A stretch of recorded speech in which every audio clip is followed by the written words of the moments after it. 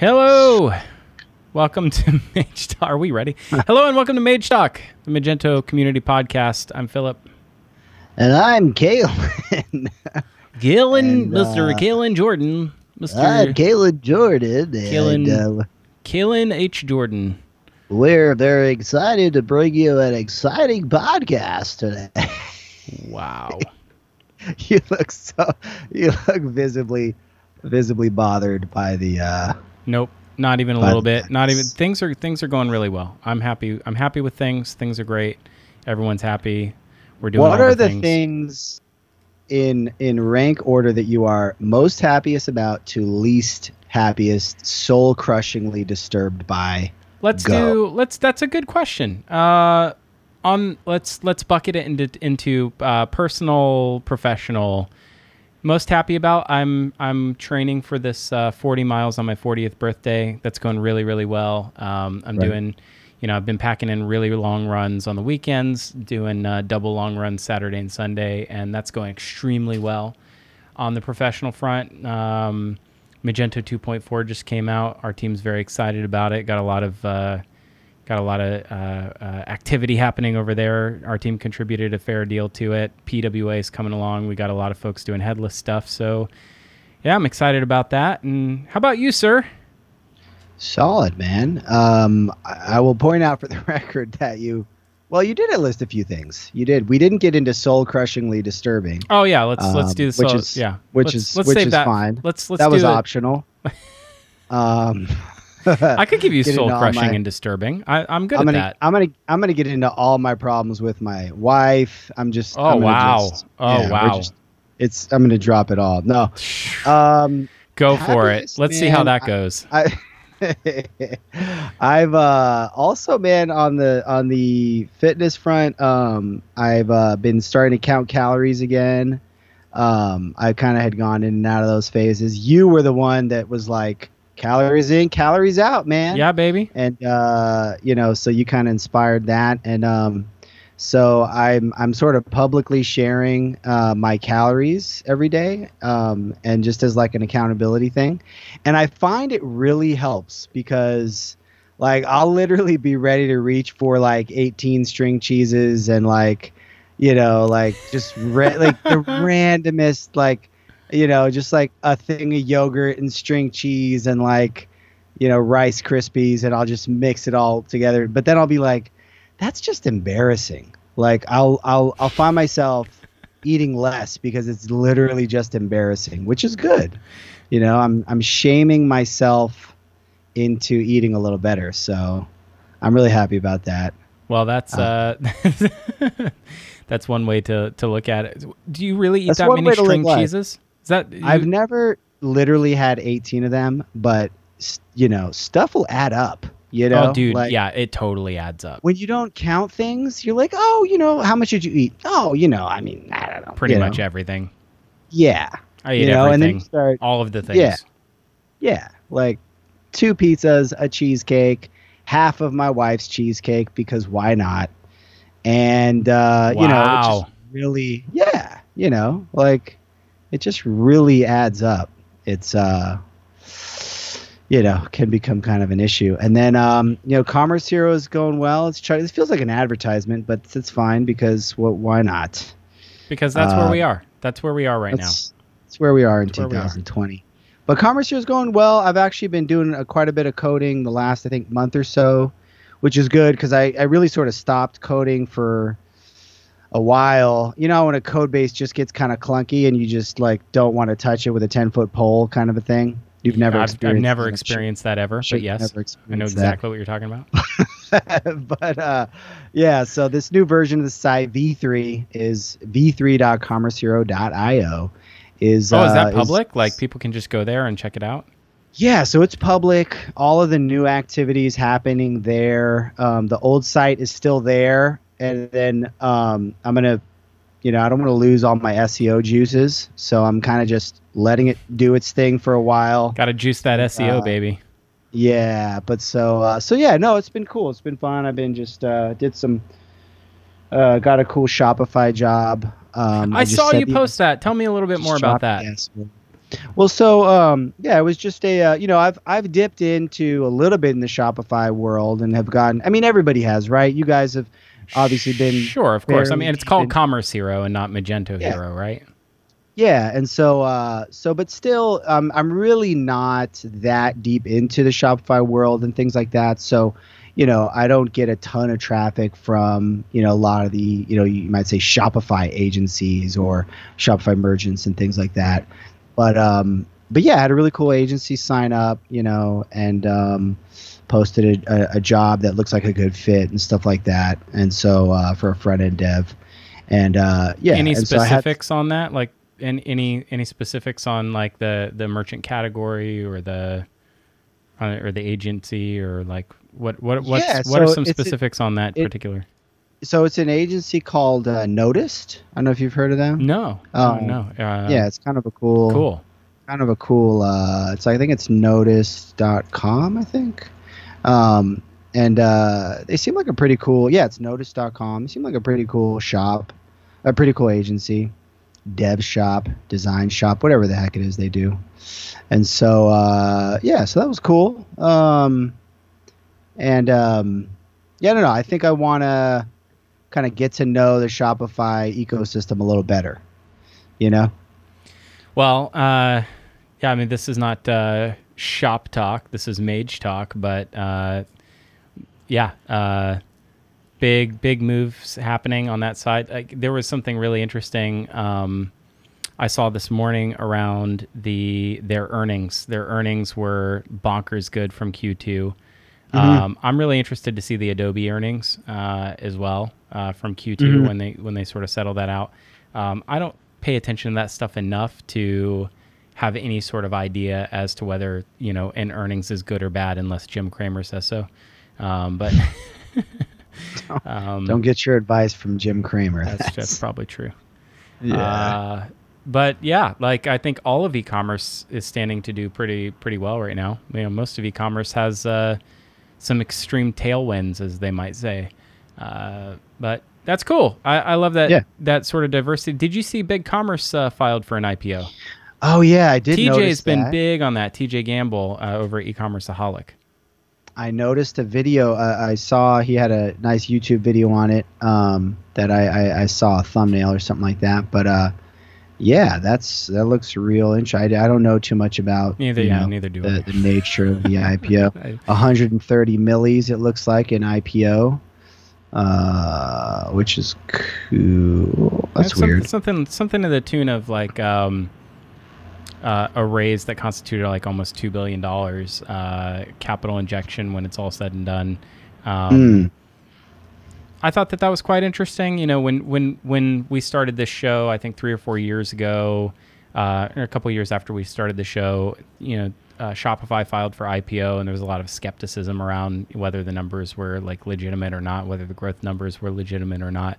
Over time, obviously, they've really worked that ecosystem. It's just never grown to the scale of the Magento ecosystem. You think about the like massive levels of partners that exist in the ecosystem. There are big consulting firms, big global consulting firms that have massive numbers of developers overseas.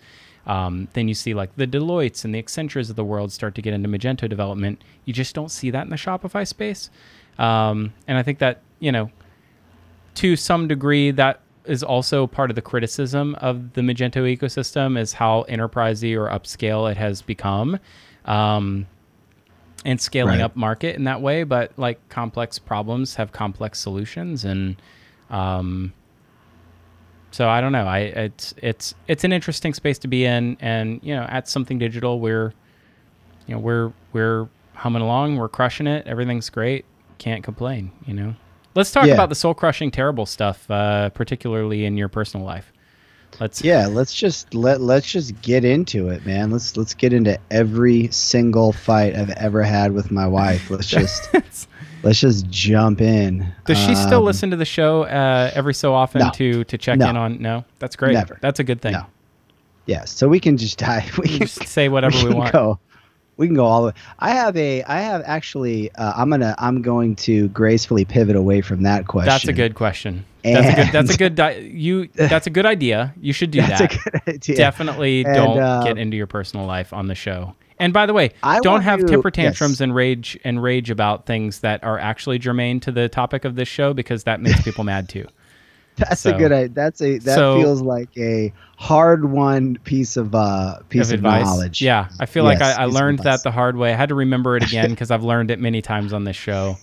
I feel like you've learned that like about 19 times. 17 or 18 times, maybe 19.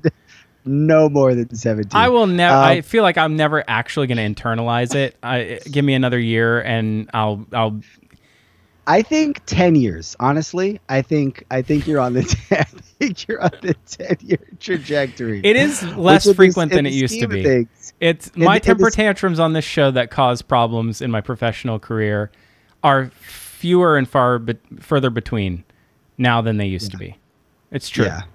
It is true. I'm growing. I'm learning. And seen... honestly, nobody pays attention to this show anymore except for maybe Willem Wickman, who's the one who popularizes when I throw my temper tantrums. So love you, Willem. And Joseph Leedy, who is now our official VIP.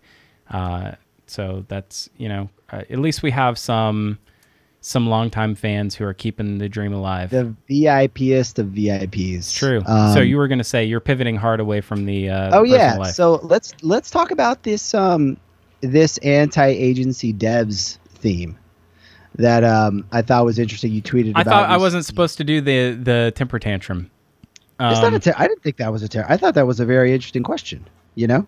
Let's busk for a second while I bring up the tweet so I can show it, because I think that it's important. Let's do that. So explain what the tweet is very specifically. I will explain very specifically. So you tweeted you tweeted out, you were asking what is one thing that so you're like anti-agency devs. What's one thing that can be done to sort of basically make you more interested in working for an agency? And this is actually something I've thought about quite a bit with in the Commerce Hero world, because I added a preference field within Commerce Hero for, do you want to work for an agency, a merchant, or you have no preference? And I will run into people that have a strong preference one direction or another.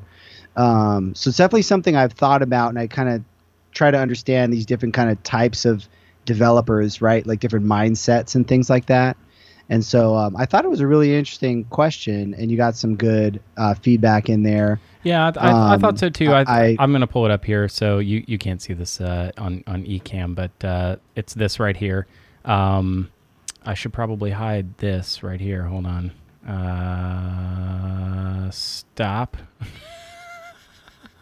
We're going to have to cut that section out.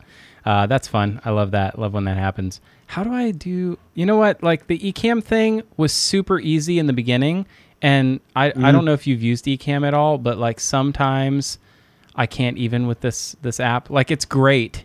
It's great, but then also sometimes it's just not great. All right. Perfect. This is better. So, yeah, anti-agency devs, what is one thing you'd change to make working for an agency more palatable? And Bob Schwartz came in hot, which is super interesting. For those who are newish to the Magento ecosystem, he was the president of Magento in its pre-eBay into eBay days, and one of the larger investors, private investors, I believe, in Magento, who left after eBay Enterprise subsumed everything that Magento was at the time. He said, I'd guess, same as any person that has a choice, right? Real mission versus bigger or more, a voice, time for interesting work, which he characterized as mind versus hands, and ownership would be nice. So I thought, let's pull on that thread for a second, because I characterized ownership as one thing, and you sort of thought it was something else. That's the funny thing about that was so funny, because I literally was talking to somebody the day I think 2 days ago, who had recently is on the job market, is on the agency side, and is sort of more interested in the merchant side because of ownership in the sense of you're working on a project long term. You have like long term ownership of the direction it goes, versus like maybe on the agency side, it's like, hey, we do the bill, we get it out the door. Yeah, in theory, there's long term involvement, but in practice, it's pretty light. And so I think we used the word ownership in that conversation. So I was kind of stuck in that thinking that direction. And I was like, oh, you guys are talking about equity, which of course makes sense that would be a big factor for some people. For some, yeah, probably. What's really interesting about that conversation is that, agencies, and Bob brings this up later in the conversation, by the way, agencies don't typically have a lot of exit optionality. Like, how do you exit an agency? A professional service, except for right now. Apparently, Magequisition is a thing that you are popularizing. It's like agencies left, right, and center are being acquired, which I find to be fascinating. That is a topic I would like to explore a little further, maybe later on in the show, because I think that that's a really interesting sort of the M&A landscape of this particular space is fascinating, and it makes me want to look at what the M&A landscape of other open source implementer, systems integrator, agency, businesses look like outside of e-commerce, because I think that that's fascinating. But ownership, equity is the way that I read that question. And I'm curious what like, this is like the forever struggle. You gave a talk one time, I think at Magento, Meet Magento New York or something like that, about sales for developers. Wow, remember that? You remember this? Yes. And this idea of which I thought that the concept of the talk would have been that you learning to, like, sales is not sales in like the I'm selling a product or a service. It's like selling your ideas, or like positioning your ideas and getting others, like marshaling others' support to your side. That is selling, right? And which I think is like an aspect of selling. Like, that's something you should be doing in your role. Like, that you will take yourself far in life in any role, but especially as a developer, when you can lead people into supporting the causes and the approaches that you care about. So my question to you would be, like, is that a thing you see very often? Is developers having ownership over what kinds of projects an agency would be engaged in? Like, being able to say, like, I veto, I don't want to work on this kind of project, or it's not something we should be engaged in, or something that, like, is technically impossible or improbable. Like, what did you mean by ownership? Yeah, no, I think I don't know. I think that would be a little weird for developers to have, or for developers to sort of be deciding like what to work on. But more so, you have a relation, like you're working on a site, right? You launch it, right?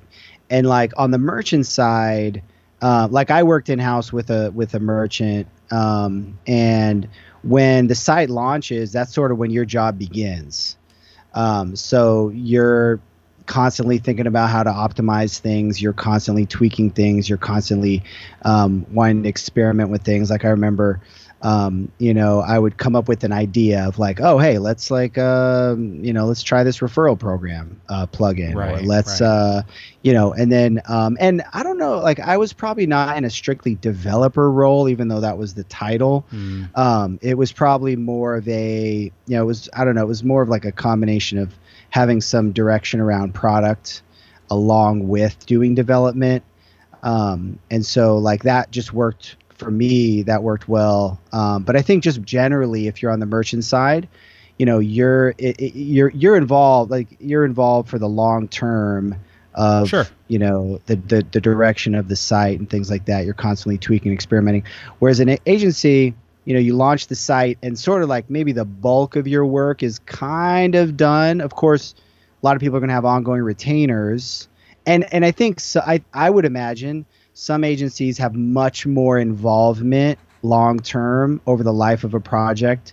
And then there's probably some that are like projects out the door, we're on to the next thing. Right. Which yeah, there's different like those are different. What I usually describe as different muscle groups, right? It's like it's there are businesses or business units that are exceptionally good at starting with a blank slate and building something, and that is a different skill to have than we're taking something that exists and improving it or growing it, and that's like you really can't take the same group of people.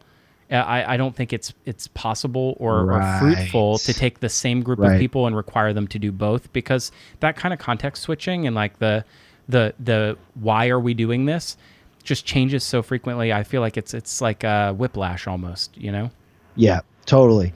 And like you're saying, you could have business units within an agency that sort of function differently, right? You could have one agency that's much stronger that direction, one that's more on the build side of things. But the positive side generally of being an agency side developer is that you're working on fresh code bases a lot more often. You're working with modern tech stacks a lot more often. That's you're true. learning. Yeah. You're probably learning faster in terms of raw development, right? Whereas on the merchant side, you're generally working with a code base that's been around for a while. Right, Magento one, right? And you're maintaining it over a longer time frame. But that's totally fine, because I keep hearing people say Magento one's just fine. You should just stay on it forever. Yeah, right. So it's you as a developer, you don't want to be challenged and you don't want to learn new things, and you just want to like hold this really old thing forever. That's cool. You should do that. You do you at Magento one developer, but like I mean, but you do have probably a little more ownership over the business as a whole. Yeah, the larger.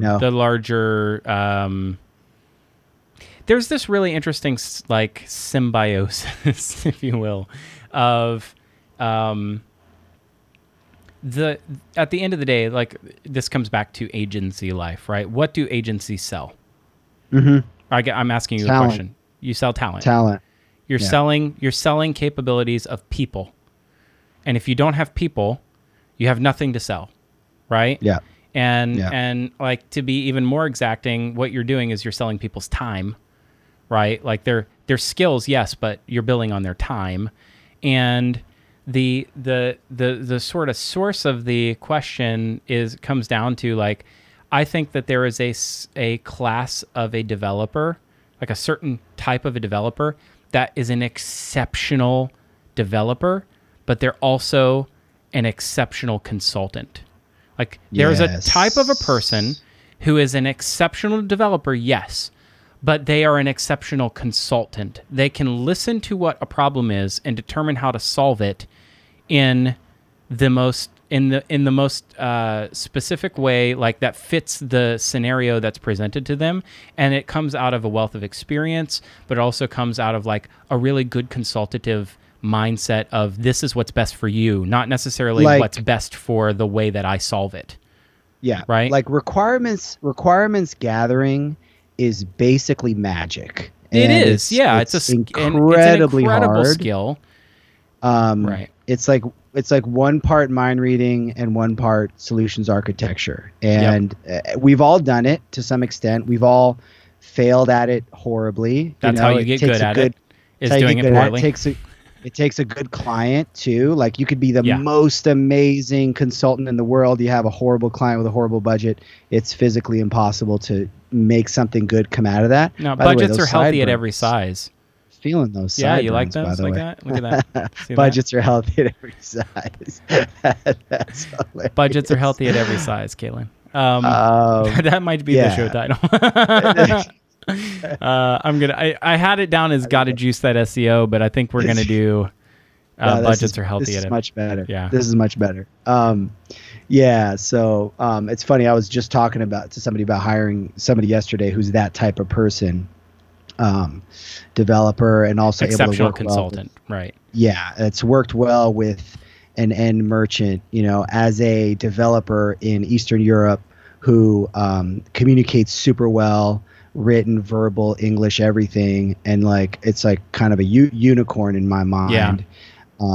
And so, but it's funny. I had this exact conversation with them. I said, "This guy is amazing," and then I thought about it more. And I said, "You know what though? You might not need somebody that has all of that consultative prowess, let's call it." That's Right. another potential show title for you. You might need, it might make more sense for you to pay somebody half the salary who's a great developer and can take requirements from a project manager and knock them out.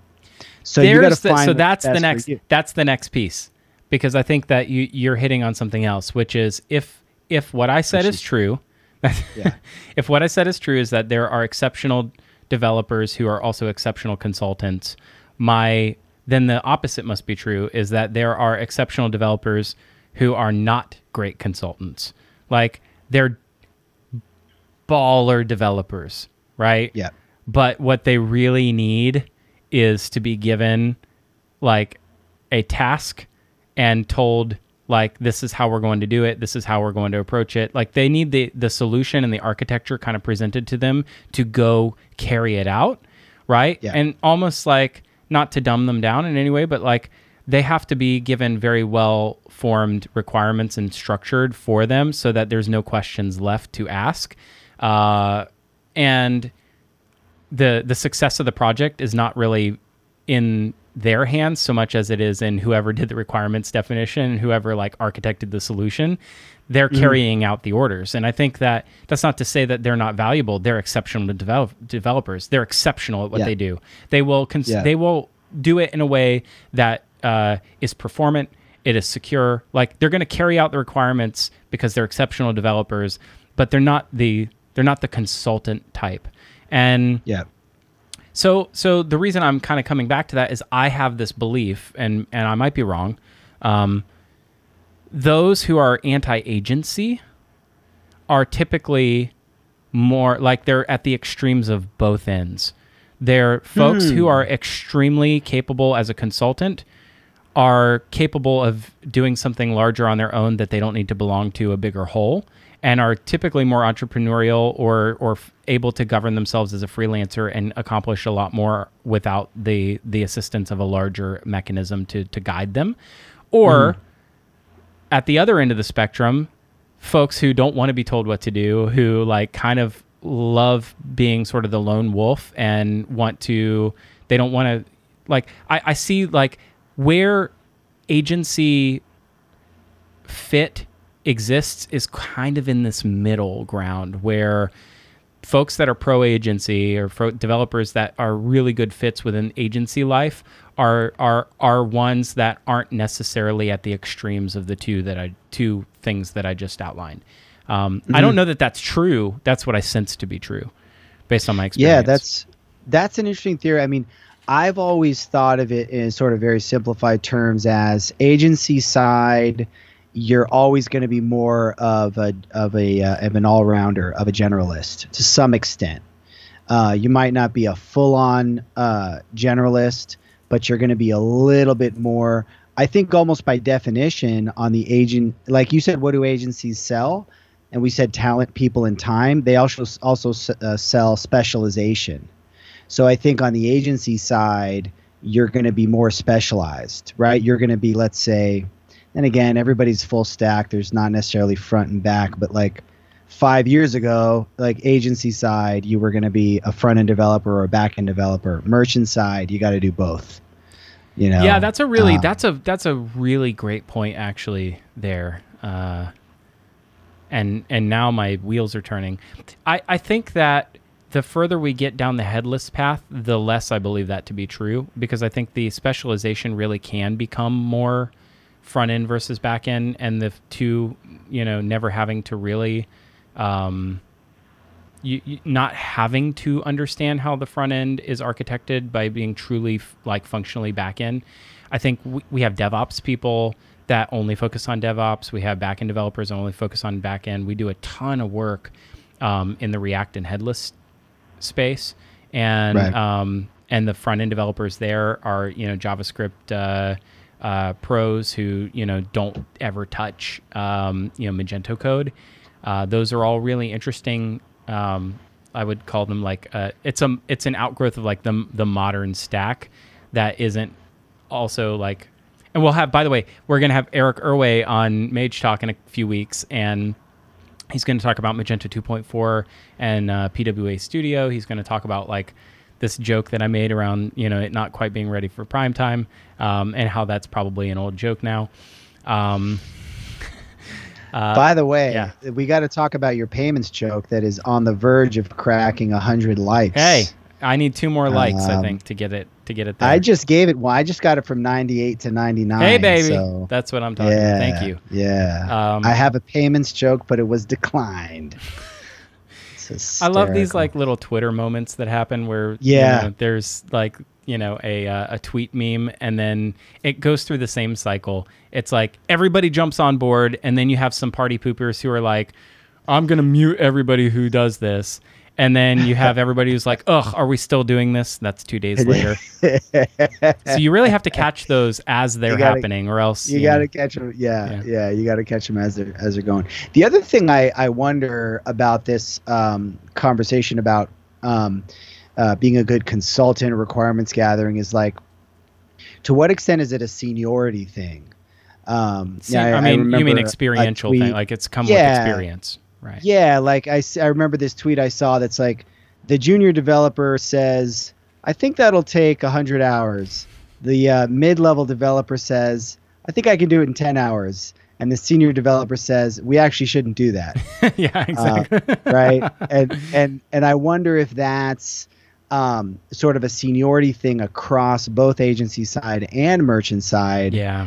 Where the more experienced, like, it's an interesting thing, because there are people who are just more geared towards being sort of pure developers, less on the dealing with people, consulting with people, understanding requirements, messy, fuzzy, sort of elements of psychology and business and product. But then I think on some level, I think all developers, and me and you are great examples of that, get more into the business side of things and understanding the bigger picture as they go and as they grow and as they mature, like as a person and also as a professional. So the more I think about this, that's the thing we lack the most. Like,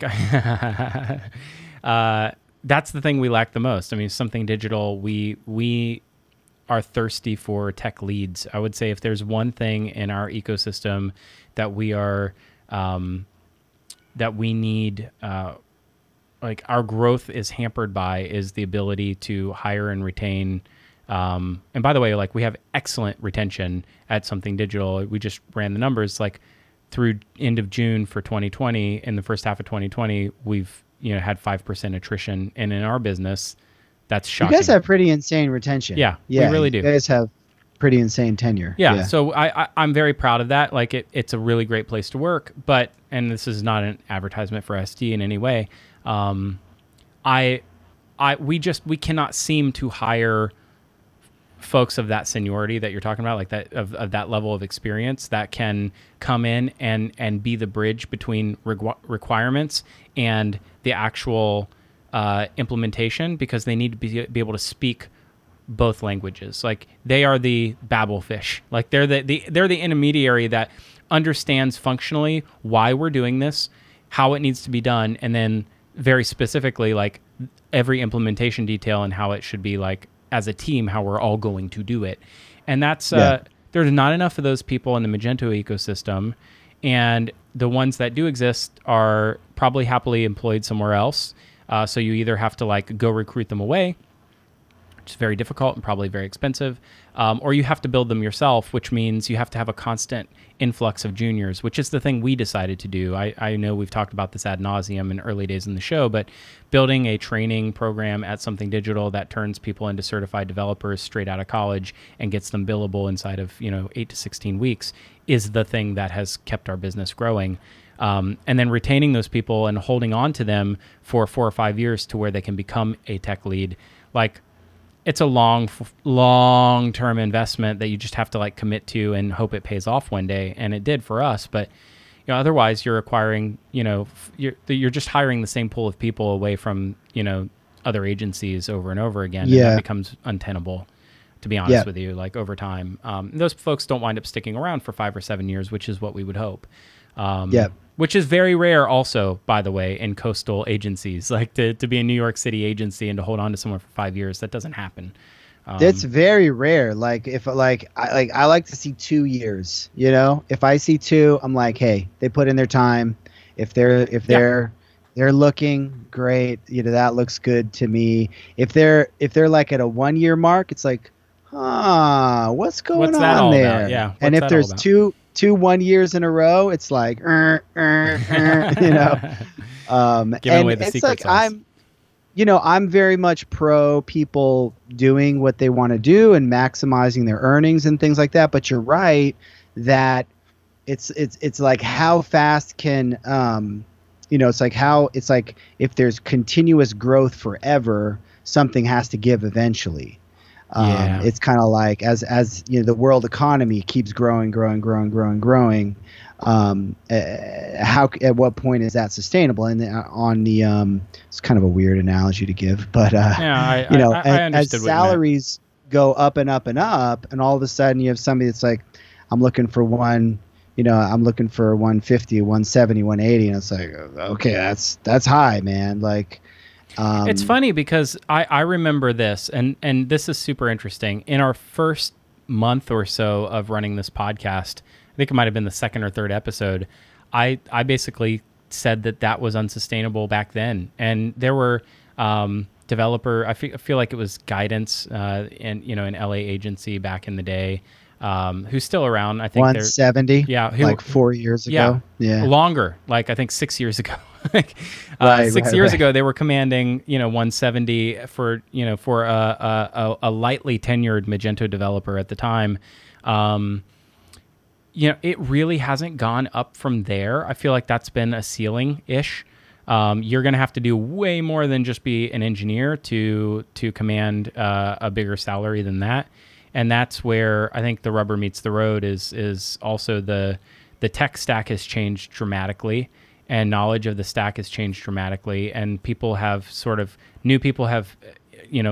into the ecosystem, which I think has created downward pressure, which is the thing that happens, by the way, always like right. That's right. The more opportunity that there is, the greater influx of qualified talent, which depresses, you have more developers than you have positions, which is what will depress the salaries in the marketplace.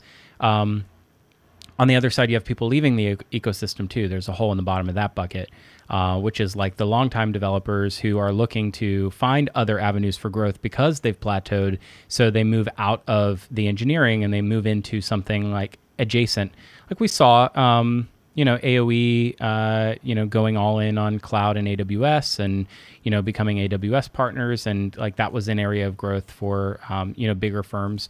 But the thing I'd like to come back to is this idea for me, why this matters is just thinking about this now. A lot of the challenges of us growing an agency used to be things that were like cultural, like there were lines around things that are culture based that we couldn't overcome. For instance, having people in our office in New York City was, for certain roles was a thing that, culturally was like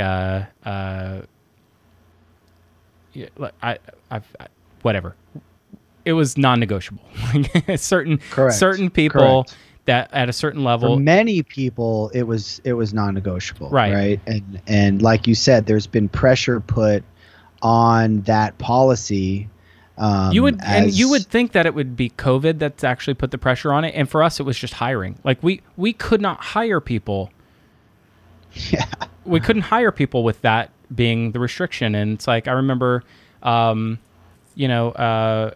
Sheldon did a stint with us, and, he was in Atlanta. I was the first like truly remote hire at SD. Like we had to like flex on that just for the sake of, we couldn't fulfill our obligation. Like we had to get developers to fulfill, on the contracts that we were trying to win. And I guess that comes back down to what Bob was talking about, which is something beyond growth and more, right? Like beyond just the we're growing as a business or more and more and more. And I think this plays into the ecosystem thing that's happening. So I want to hear what you think here, but you with like, how do I even approach this, or how do I even say this? Like, with the number of exits or the number of acquisitions that have happened in the Magento ecosystem over the last 2 years, and how most of the independents, Something Digital is still fiercely independent, but most of the independents have become either merged or been acquired by larger offshore agencies who are looking to penetrate into the U.S. market, or who are looking to move up market into the AEM, like larger implementation space with bigger budgets. Yep. I'm curious about, like, to get acquired, you probably shouldn't be having a downward trajectory in sales. You probably shouldn't have a downward, like, just to get acquired, you probably need to be on that path that Bob was talking about, which is growth and more. And so I think that that's sort of at odds with a certain type of, like, a mentality of, like, you have to sell things for developers to build on, but then you have to hire people to be able to sell it. I think there's this really interesting, it's a challenge, I guess is what I'm trying to say. Like, I think I see what you're saying. I'm not saying it eloquently, I know that, but I'm throwing it out there to see if I can find how to say it. Rare ineloquent moment, but it's like you're saying that in order to be basically a successful, thriving agency, you have to be growing at a certain clip. I feel like is sort of what you're getting at. Does anyone want to go work for a company that's on the way down? Right? Does anybody want to go? Does anybody want to, like, acquire a business on the way down? Like, what is the eventuality that we're all working towards here? Like, steady state is, I think, and I kind of hate this mentality, and it's sort of antithetical to how I believe, but I think it's actually true. Like, to not grow is to kind of die. And right. And I like, that's a little bit of a weird thing to have to confront, right? Yeah. I think that so I think that, like, if you're not, there's no, like, exact even staying exactly at equilibrium, right? You're either growing a little bit or contracting or whatever. Like, I think about Peter Jaap Blokschmeer over in the Netherlands. He has a great little agency, Algentos. And I don't know how many people they have, but, like, I remember talking to him about this, and they grow real gradually. Also, talk about salaries over in Europe. They're nowhere near as high as in the U.S. Now, obviously, they have more benefits and things like that. There's healthcare and stuff like that baked in. But they have, I mean, it's an interesting contrast, right? Because in the U.S., it's more sure. higher salaries. Yeah. Right, and then in many parts of Europe, you're making 30,000 euros, 40,000 euros is, like, great, and it's not going up at the same clip. But they have a great quality of life. They work on a great team, and they have nice, like, sustainable growth where they can be real picky about their clients and things like that. Just really focus on. I mean, they're basically the lifestyle businesses of agencies that are growing, right? And to a lot of people, lifestyle business is a bad word. It means you're not being aggressive enough. You're not being ambitious enough. You're not going to get the exit that you want. But lifestyle businesses, where do they go? Like, eventually lifestyle businesses sort of fade and die, because there's very few industries, at least in the tech space, that can remain relevant over 15 or 20 years and provide a lifestyle for the ownership.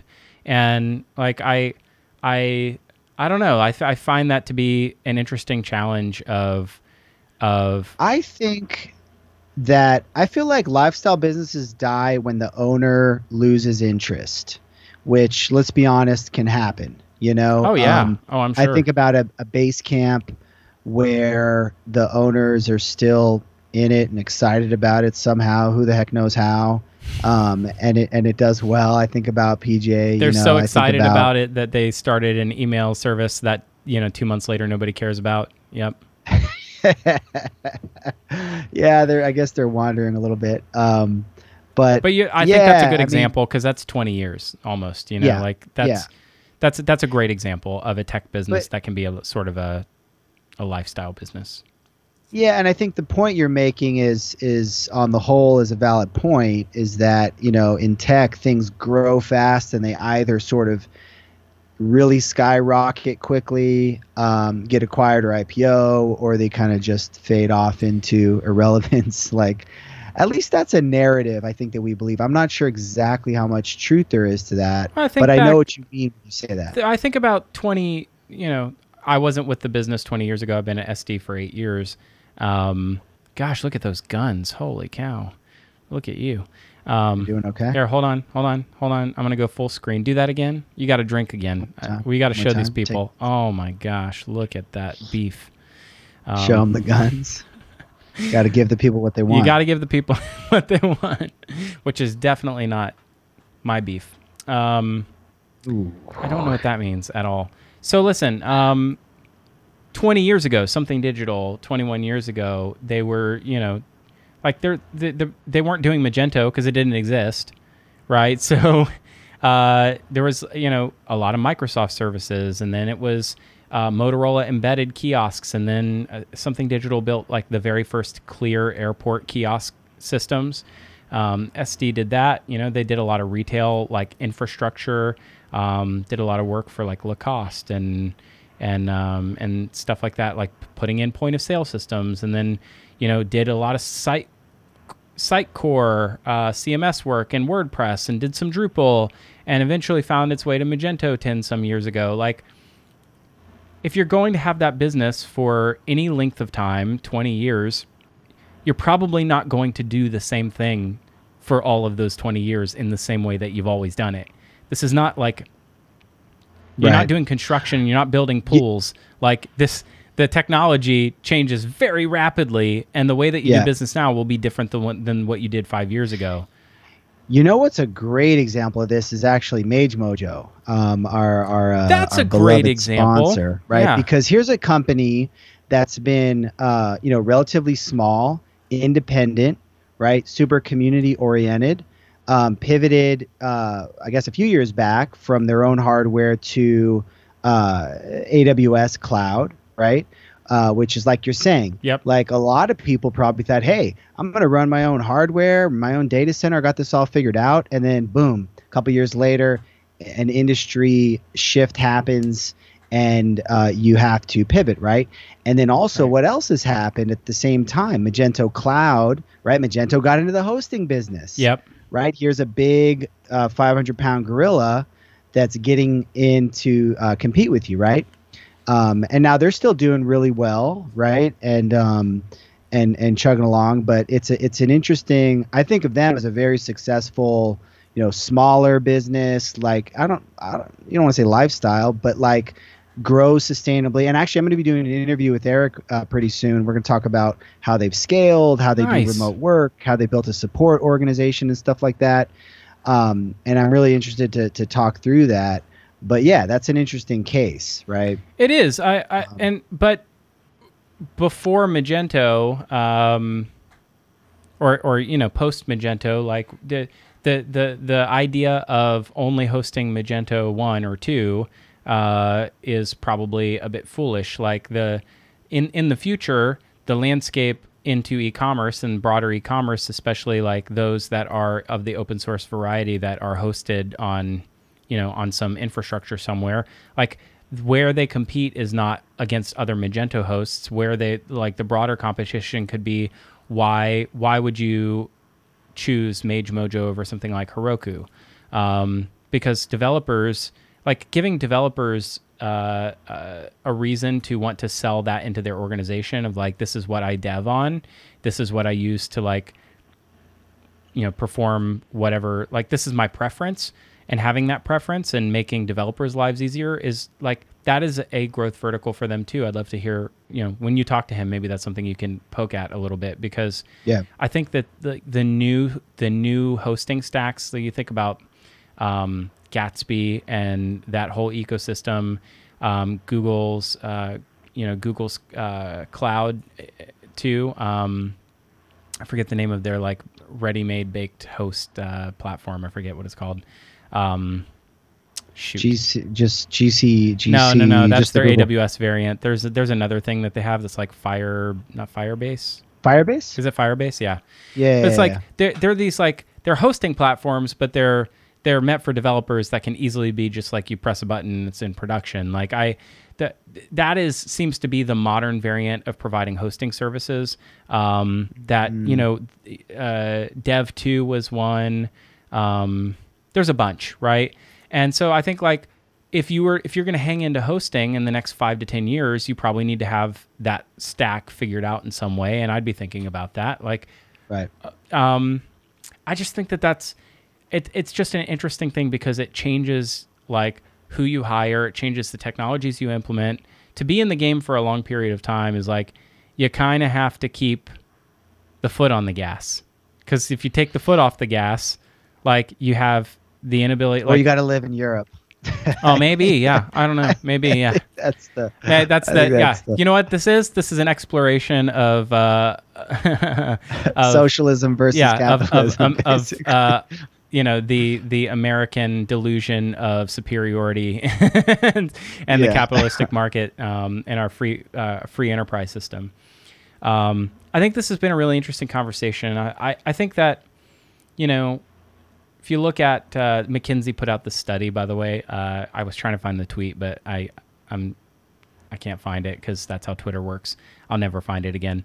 McKinsey put out this study that showed like basically in Q2 from May to June was effectively like a compressed 10-year growth span for e-commerce compressed into... Oh, I saw that. Yeah. So it's like we grew 10% of adoption shifted from offline to online in the space of 3 months. 10 weeks. It was like 10 years and happened in 10 weeks. 10 years happened in 10 weeks. That's an elegant way of putting it. 10 years happened in 10 weeks. We will likely retain a good bit of that, and the whole ecosystem stands to benefit from it. I'm very curious what the Adobe ecosystem will look like in a year or two. I know we mentioned at the top 2.4 is a monumental achievement. And when I see a lot of people sort of that are typically of the sort of like naysaying variety kind of congratulating Magento on 2.4, that gives me a lot of hope.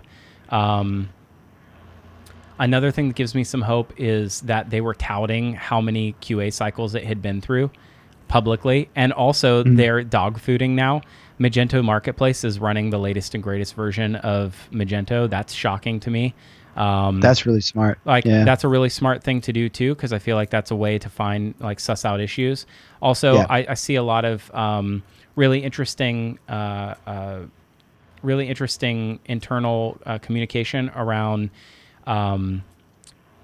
rethinking platform architecture decisions. In like a good example would be I saw a proposal for I forget who it was from. It was on GitHub for price books to replace product pricing, customer group pricing, and indexed pricing. To see that kind of momentum still flies against this narrative that I've seen floating around that Magento's dead. What are price books, by the way? I'm not sure I'm familiar with that. Yeah, it's a term for basically having like a pricing schedule for every customer. There's a default one, but then you can override that with a price book that's for every customer. And historically, Magento has had a very complicated pricing system. We'll go into deeper detail, I think, at a later time. But I think a lot of this comes from the Acarin B2B module acquisition that happened in September last year. So it's basically like customer-specific prices. Yeah, but it's something that I think everybody could use, and it doesn't rely on the indexing scheme of Magento, and it's also not 10 years old like the current. Nice. Because right now everything's like almost exponential. You have one customer group, and everything's probably okay. You've got two customer groups, and now all your prices have twice as many index entries. And Yeah. and when you have really fragmented customer groups that have a lot of different pricing complexity, that gets hairy real fast. Oh yeah. Oh yeah. And that's a tough thing to refactor or into It's so kind of like solution. even the templating in Magento around pricing is really hairy to display certain like price to display price in a very specific way to a customer. I think that's also one of the reasonings behind like React being like, it just like, screw all of that. We don't need to figure out what price to show in some crazy template. Let's just ask the API for the price. Yeah.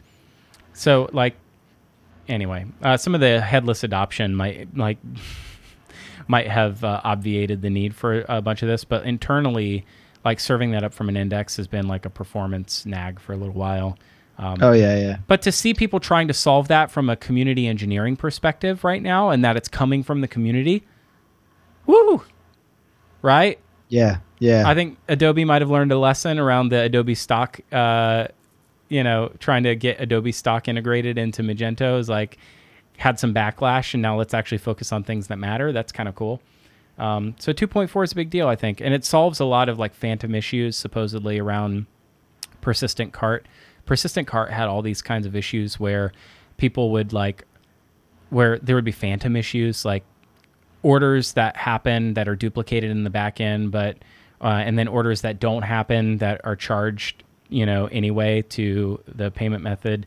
They were really hard to suss out, and they're like holdovers from Magento 1 and some race conditions. Dude, there. I've had to troubleshoot a couple of persistent cart issues in my day. That's a rough time. Freaking awful. Yeah, no, I'm looking forward to. I got to say, Mark, shout out to Mark Schust, has been doing at least one really nice recap video on one of the last Magento releases. And I got to say, man, I've been wanting somebody to do that forever. Just a nice, we look at these release notes and I get lost in them. And for somebody to do a nice overview summary, I thought he did a great job of it. So I'm looking forward to that for 2.4, so I can wrap my head around it, because haven't had my finger on the pulse, as they say. All right, I think we're coming up on time. I'll give you the last word. Final word. Check out Commerce Hero if you're looking to hire somebody. I will. I'm getting a little more promotional. I love that. I'm getting a little more shameless. Dude, don't. You should never be like. That's how you make your living. This is sales for developers. That's correct. That is like it's correct. 2018 all over again. I love it. You heard it here. Go to Commerce Hero and check out Mage Mojo and our friends over at Mage Mojo who run Stratus Cloud, the best darn place to host your Magento site. And tell Magento I said so. All right. Love you. Thanks for listening. Thanks for watching. Love you too. Love you all. And we'll see you next week.